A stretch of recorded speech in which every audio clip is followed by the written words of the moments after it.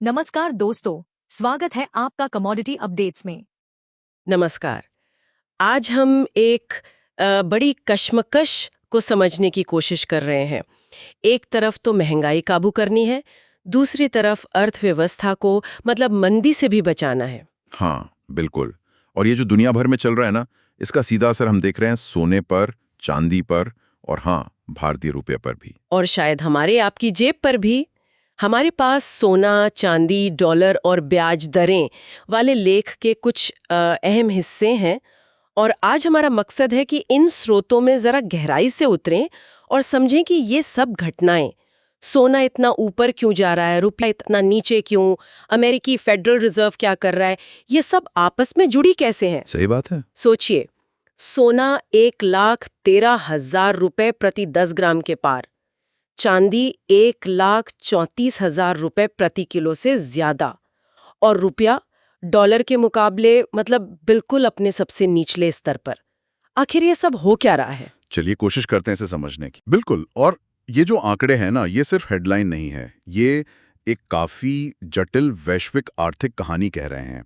सोने चांदी की ये चमक और उधर रुपए की ये गिरावट, इसके पीछे कई परतें हैं। तो हाँ, इन्हें खोलना जरूरी है ताकि पूरी तस्वीर थोड़ी साफ हो।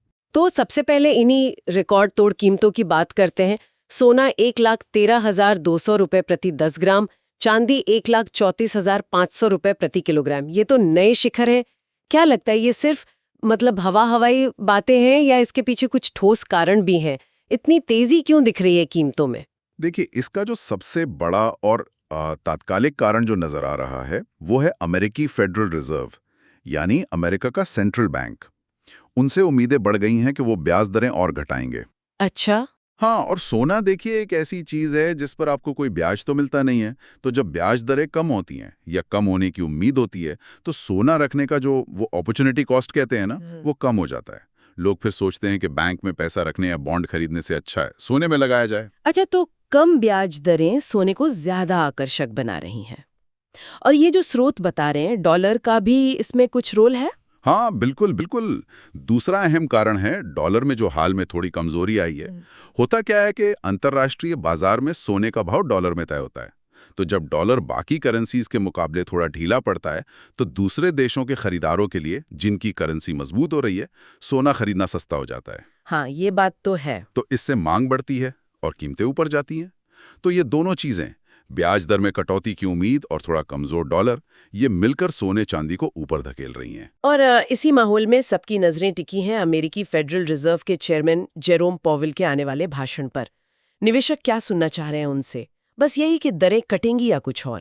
दरअसल निवेशक सिर्फ ये नहीं सुनना चाहते कि दरें कटेंगी या नहीं, वो फेड की मतलब सोच को समझना चाहते हैं। यहाँ दिलचस्प बात यह है कि बाजार हमेशा आगे देखता है, उसे संकेत चाहिए, स्पष्टता चाहिए। पॉवेल के भाषण से उम्मीद है कि ये पता चले कि फेड महंगाई और इकोनॉमिक ग्रोथ के बीच ये जो नाजुक सा संतुलन है, उसे कैसे साधने की सोच रहा है। क्या वो महंगाई को लेकर ज्यादा फिक्रमंद है या फिर अर्थव्यवस्था की धीमी होती रफ्तार को लेकर? इसी क्लैरिटी का इंतजार है, क्योंकि फेड का रुख ही आगे बाजार की दिशा तय करेगा। अनिश्चितता बाजार को बिल्कुल पसंद नहीं। तो एक तरफ सोने चांदी में ये चमक है, दूसरी तरफ भारतीय रुपए के लिए तस्वीर थोड़ी चिंता वाली दिख रही है। डॉलर के मुकाबले रुपया 88.75 तक चला गया। ये तो रिकॉर्ड निचला स्तर है। पिछला रिकॉर्ड भी टूट गया, जो 88.4545 का था। इसके पीछे क्या वजह है? जी हाँ, रुपए पर दबाव हाल के दिनों में काफी बढ़ा है। स्रोत ये इशारा कर रहे हैं कि इसका एक तात्कालिक कारण अमेरिका का कुछ खास तरह के वीजा शुल्क बढ़ाना है। अब आप शायद सोचें कि वीजा शुल्क का रुपए से क्या लेना देना। हाँ हाँ, यही सवाल आ रहा था मन में। ये कनेक्शन थोड़ा समझाएंगे? हाँ, देखिए, अगर हम इसे थोड़ा बड़ी तस्वीर में देखें, तो ऐसा माना जा रहा है कि वीजा शुल्क बढ़ने से शायद भारत की जो आईटी सर्विसेज हैं, उनके एक्सपोर्ट पर असर पड़ सकता है, क्योंकि बहुत से भारतीय प्रोफेशनल्स इन्हीं वीजा पर अमेरिका जाते हैं। अच्छा। और साथ ही इससे अमेरिका जाने वाले भारतीय छात्र या टूरिस्ट, उनकी संख्या पर भी असर हो सकता है। हाँ। तो इन सब का नतीजा क्या हो सकता है कि भारत से डॉलर बाहर ज्यादा जाए और अंदर कम आए।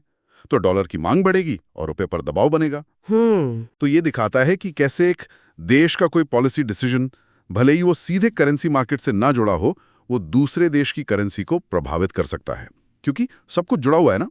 ये सिर्फ वीजा शुल्क की बात नहीं, ये दिखाता है कि रुपया बाहरी फैक्टर्स के लिए कितना संवेदनशील है।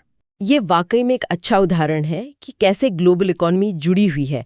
अब आते हैं उस संस्था पर जिसके हाथ में एक तरह से इन हवाओं का रुख मोड़ने की ताकत है, अमेरिकी फेडरल रिजर्व। उन्होंने हाल ही में ब्याज दरों में 25 बेसिस पॉइंट्स यानी 0.25% की कटौती की है और वजह बताई है लेबर मार्केट की बदलती स्थितियां। लेकिन क्या बात सिर्फ इतनी ही है? नहीं, बात सिर्फ इतनी नहीं है। फेड ने ये कटौती तो की और आगे और कटौतियों के लिए दरवाजा भी खुला रखा है, लेकिन साथ ही उन्होंने एक बड़ी चेतावनी भी दी है स्टिकी इन्फ्लेशन के बारे में। स्टिकी इन्फ्लेशन मतलब वो महंगाई जो चिपक गई है? हाँ बिल्कुल, ऐसी महंगाई जो आसानी से नीचे नहीं आ रही, जैसे कोई जिद्दी दाग। और ये फेड के लिए एक बड़ी पहेली है। एक तरफ वो इकोनॉमी को सपोर्ट करने के लिए दरें कम करना चाहते हैं, खासकर अगर जॉब मार्केट ठंडा पड़ रहा हो। दूसरी तरफ उन्हें डर है कि कहीं दरें ज्यादा घटाने से ये जिद्दी महंगाई फिर से सिर ना उठा ले। तो ये एक बहुत बड़ी चुनौती उनके सामने, संतुलन बनाने की। और यही मामला और दिलचस्प हो जाता है क्योंकि सुनने में आ रहा है कि फेडरल रिजर्व के अंदर ही सब एक मत नहीं है कि आगे क्या करना है। बिल्कुल सही कहा आपने। फेडरल रिजर्व की जो पॉलिसी बनाने वाली कमेटी है, FOMC, उसके अंदर ही अलग अलग राय उभर रही हैं। फेड के एक नए गवर्नर हैं, स्टीफन मिरान। उनका मानना है कि फेड अपनी मॉनेटरी पॉलिसी की सख्ती को शायद ठीक से आंक नहीं पा रहा है। उनका तर्क यह है, जैसा स्रोत में बताया गया है, कि फेड ने पहले ही ब्याज दरें काफी बढ़ा दी हैं और उसका असर अब दिखना शुरू हो गया है। वो मानते हैं कि अगर फेड ने ज्यादा आक्रामक तरीके से कटौती नहीं की, जल्दी और ज्यादा, तो अमेरिकी रोजगार बाजार पर गंभीर खतरा आ सकता है, यानी बेरोजगारी बढ़ सकती है। तो मिरान कह रहे हैं कि जल्दी कटौती करो वरना नौकरियों का नुकसान होगा। लेकिन क्या बाकी लोग भी यही सोच रहे हैं? नहीं, यहीं पर मतभेद है। स्रोत के मुताबिक मिरान के 3 और साथी, यानी उसी कमेटी के सदस्य, उनकी इस राय से सहमत नहीं है। उनका नजरिया थोड़ा ज्यादा सतर्कता वाला है। वो मानते हैं कि महंगाई अभी भी एक बड़ा खतरा है और ये जो स्टिकी इन्फ्लेशन वाली बात है ना, ये इतनी आसानी से जाने वाली नहीं है। अच्छा। इसलिए वो ब्याज दरों में कटौती को लेकर जल्दबाजी करने के मूड में नहीं है। वो पहले पक्के सबूत देखना चाहते हैं कि हाँ, महंगाई वाकई काबू में आ रही है। तो फेड के अंदर ही 2 तरह की सोच चल रही है, एक तरफ ग्रोथ और नौकरियों की चिंता, दूसरी तरफ महंगाई का डर। हाँ, आप इसे ऐसे देख सकते हैं। और ये दिखाता है कि सेंट्रल बैंकों के लिए पॉलिसी बनाना कितना जटिल काम है। ये कोई सीधा गणित नहीं है। इसमें भविष्य के जोखिमों का अंदाजा लगाना होता है, अलग अलग इकोनॉमिक थ्योरीज की अपनी अपनी व्याख्या होती है। और ये एक महत्वपूर्ण सवाल खड़ा करता है कि ग्रोथ बढ़ाने और महंगाई को काबू में रखने के बीच वो सही संतुलन आखिर है कहाँ। और इस पर, जैसा हम देख रहे हैं, विशेषज्ञों की राय भी बटी हुई है। तो फेड के अंदर भले ही बहस चल रही हो, लेकिन बाजार किसकी सुन रहा है? ऐसा लग रहा है कि बाजार तो मान के बैठा है कि कटौतियां होंगी। CME फेड वॉच टूल के आंकड़े तो कुछ यही कह रहे हैं। हाँ, बाजार की उम्मीदें तो इस समय काफी साफ दिख रही हैं। ये जो CME फेड वॉच टूल है, ये वायदा बाजार के डेटा से अंदाजा लगाता है कि ब्याज दरों में क्या हो सकता है। और वो दिखा रहा है कि निवेशक अक्टूबर में फेड की तरफ से 25 बेसिस पॉइंट्स यानी 0.25% की एक और कटौती की करीब 90% संभावना मानकर चल रहे हैं। 90%? जी हाँ। और बात यहीं खत्म नहीं होती। दिसंबर में एक और कटौती की संभावना भी करीब 75% आंकी जा रही है। तो बाजार तो लगभग पक्का मान चुका है कि फेड दरें घटाने की राह पर है। 90% और 75%, ये तो बहुत मजबूत उम्मीद है। लेकिन क्या बाजार हमेशा सही होता है? और क्या ये उम्मीदें सोने की कीमतों में दिख रही हैं? देखिए, बाजार की उम्मीदें सोने को हवा तो दे रही हैं, बिल्कुल। लेकिन ये भी याद रखना जरूरी है कि बाजार की उम्मीदें बदल भी सकती हैं, खासकर अगर आने वाले इकोनॉमिक आंकड़े कुछ और कहानी कहें। जहां तक सोने पर असर की बात है, वो बिल्कुल साफ दिख रहा है। इसका एक ठोस सबूत हमें मिलता है SPDR गोल्ड ट्रस्ट के आंकड़ों में। ये दुनिया का सबसे बड़ा गोल्ड समर्थित ETF है। ये असल में सोना खरीद कर रखता है। हाँ, सुना इसके बारे में। तो स्रोत बताते हैं कि हाल ही में सोमवार को ही इनकी होल्डिंग्स 0.60% बढ़कर 1057 टन हो गईं। 1000 टन का आंकड़ा पार करना ये अपने आप में एक बड़ा साइकोलॉजिकल लेवल है। 1000 टन, ये तो बहुत बड़ी मात्रा है सोने की। इसका क्या मतलब समझें? इसका सीधा मतलब है कि ये सिर्फ हवाई बातें या छोटी मोटी खरीद फरोख्त नहीं है। जब SPDR गोल्ड ट्रस्ट जैसे बड़े इंस्टीट्यूशनल निवेशक अपनी सोने की होल्डिंग बढ़ाते हैं, तो ये दिखाता है कि बड़े निवेशक, जिन्हें हम स्मार्ट मनी भी कहते हैं, वो वाकई अपना पैसा सोने की तरफ लगा रहे हैं। वो इसे शायद भविष्य की आर्थिक अनिश्चितता, कम ब्याज दरों की संभावना और शायद बढ़ती महंगाई के जोखिम से बचाव के तौर पर देख रहे हैं। ये सिर्फ अटकलें नहीं, ये ठोस निवेश का संकेत है। और सोने ने इस साल निवेशकों को निराश भी नहीं किया है ना। स्रोत बता रहे हैं कि इस साल सोने की कीमतों में लगभग 43% की जबरदस्त बढ़ोतरी हुई है। इसे अक्सर मुश्किल समय का साथी कहते हैं, सेफ हेवन या सुरक्षित आश्रय। क्या आप थोड़ा और बता सकते हैं कि इस शानदार बढ़त के पीछे सिर्फ ब्याज दरों की उम्मीदें ही हैं या कुछ और भी चल रहा है? ब्याज दरों की उम्मीदें निश्चित रूप से एक बड़ा फैक्टर हैं और अभी सबसे ज्यादा चर्चा में भी हैं। लेकिन सोने की इस साल की जो रैली है ना, उसके पीछे कई और कारण भी काम कर रहे हैं। ये एक मिलीजुली कहानी है। पहला, जैसा हमने बात की, कम ब्याज दर का माहौल सोने के लिए अच्छा है। दूसरा, दुनिया भर में जियोपॉलिटिकल अनिश्चितता बढ़ी है। कहीं लड़ाई चल रही है, कहीं बड़े देशों में तनाव है। ऐसी अनिश्चितता में निवेशक सोने जैसी सुरक्षित मानी जाने वाली चीजों की तरफ भागते हैं। हाँ, ये तो होता है। तीसरा, ग्लोबल इकोनॉमिक ग्रोथ को लेकर भी चिंताएं हैं। अगर मंदी का खतरा बढ़ता है तो भी सोना आकर्षक हो जाता है। चौथा, एक बहुत महत्वपूर्ण फैक्टर है, दुनिया भर के सेंट्रल बैंकों द्वारा सोने की लगातार खरीद। अच्छा। कई देशों के सेंट्रल बैंक अपने फॉरेक्स रिजर्व में डॉलर पर निर्भरता कम करना चाहते हैं और विविधता लाने के लिए सोना खरीद रहे हैं। अच्छा, सेंट्रल बैंक भी खरीद रहे हैं। जी हाँ, और ये एक बड़ी स्ट्रक्चरल डिमांड पैदा कर रहा है। और पांचवां, फेडरल रिजर्व और दूसरे बड़े सेंट्रल बैंकों की जो ओवरऑल मॉनेटरी पॉलिसी है, उसमें नरमी का जो रुझान दिख रहा है, वो भी सोने को सपोर्ट कर रहा है।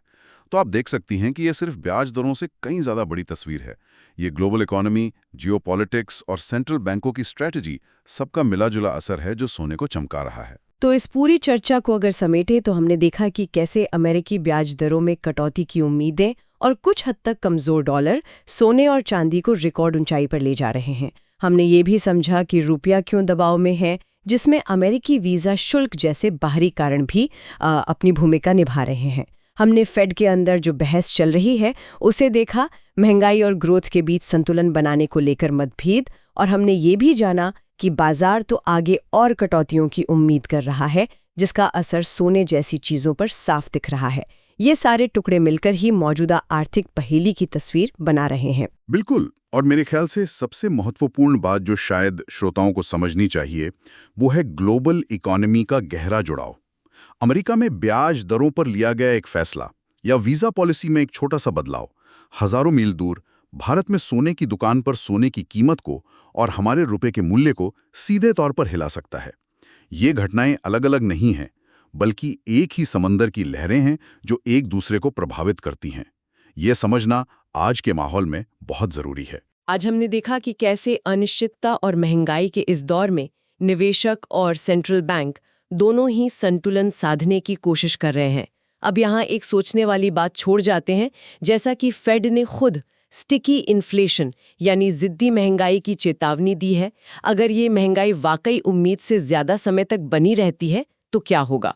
क्या सेंट्रल बैंकों को, खासकर फेडरल रिजर्व को, अपनी रणनीति बदलने पर मजबूर होना पड़ेगा? क्या उन्हें ब्याज दरें घटाने के बजाय कहीं फिर से बढ़ाने के बारे में सोचना पड़ सकता है? और अगर ऐसा होता है तो उसका सोने पर, रुपए पर, शेयर बाजार पर और बाकी एसेट्स पर क्या असर पड़ेगा? ये वो बड़ा सवाल है जिसका जवाब शायद हमें आने वाले महीनों या शायद सालों में मिलेगा, और इस पर नजर बनाए रखना जरूरी होगा। ये वास्तव में आने वाले समय का सबसे अहम सवाल है और इसका जवाब ही तय करेगा कि ग्लोबल इकोनॉमी आगे किस दिशा में जाती है। इस पर हमारी नजर बनी रहेगी। इसी विचार के साथ आज की ये गहन पड़ताल यहीं समाप्त करते हैं। एक जरूरी बात, ये चैनल सिर्फ एजुकेशनल और इन्फॉर्मेशनल पर्पस के लिए है। बने रहिए हमारे साथ हर बड़ी कमोडिटी खबर के लिए, सिर्फ कमोडिटी अपडेट्स पर। चैनल को सब्सक्राइब जरूर कीजिए और बेल आइकन दबाएं ताकि आप कोई भी इंपॉर्टेंट अपडेट मिस ना करें। धन्यवाद।